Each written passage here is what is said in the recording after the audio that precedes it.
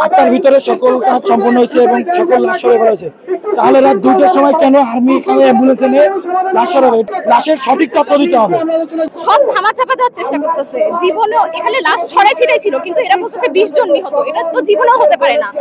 তারপর আমরা যেটা শুনেছি যে লাশগুলো নাকি গুম করে দেওয়া হচ্ছে, তো একটা মুসলমান হিসেবে তাদের দাফনটাও সম্পূর্ণ হচ্ছে না। এটা কি অমানবিক একটা কাজ। এগুলার বিরুদ্ধে আমরা জাস্টিস চাই। আমাদের স্যারদের গায়ে হাত তুলছে এবং তারা রাতে আপনাদের মিডিয়ায় প্রকাশ হয়েছে যে 8টার ভিতরে সকল কাজ সম্পন্ন হয়েছে এবং সকল লাশ সরে ফেলেছে।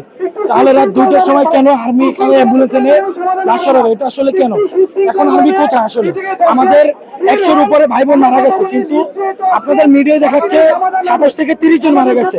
এখনো অনেকে তাদের ছেলে মেয়েদের পাচ্ছে না। এটা আসলে কেন হচ্ছে? এই জন্য দাবির জন্য আমরা আসি। আমাদের ভাই বোনদের লাশের সঠিক তথ্য দিতে হবে। আমাদের তো পুরো একটা বিল্ডিং এ 2টা ক্লাসরুম পড়ে গেছে, কিন্তু ওরা কিভাবে বলে যে আমাদের 30 জন স্টুডেন্ট মারা গেছে আর লাশ গুম করা হয়েছে? আমাদের টিচারদের গায়ে হাত তোলা হয়েছে, এগুলার জবাব দিতে হবে। স্টুডেন্টদের গায়ে কেন হাত তোলা হয়েছে এগুলার হিসাব দিতে হবে। ওদেরকে বলেন লাশের হিসাব দিতে, আমাদের টিচারদের গায়ে কেন হাত তুলেছে, আমাদের প্রিন্সিপালের গায়ে কেন হাত তুলেছে, এগুলো ওদেরকে সবাইকে বলতে হবে, জবাব দিতে হবে। আজকে আপনারা এই লাশের সঠিক হিসাব পাচ্ছেন না বলে কি আপনারা দাঁড়িয়েছেন, নাকি আপনাদের আরো কোনো আন্দোলন? মেইনলি আমরা লাশের হিসাব নিয়েই দাঁড়িয়ে আছি। লাশের হিসাব চাই আমরা এক্স্যাক্টলি, কারণ হচ্ছে সেনাবাহিনীরা আমাদেরকে ঠিকমতো হিসাব দিতে দিচ্ছে না। মিডিয়াতে আমরা বলতে গেলেও আমাদেরকে পেটাচ্ছে এবং টিচারদের গায়েও সেনাবাহিনী হাত তুলেছে। এবং রাত 1টার দিকে এই জায়গা থেকে অ্যাম্বুলেন্সে করে তারা অনেক লাশ সরিয়েছে সেনাবাহিনী, যেটা হোস্টেল থেকে ভিডিও করা হয়েছে, সব ভিডিও প্রুফ আমাদের কাছে আছে। তো আমরা এগুলো সুষ্ঠু বিচার চাচ্ছি।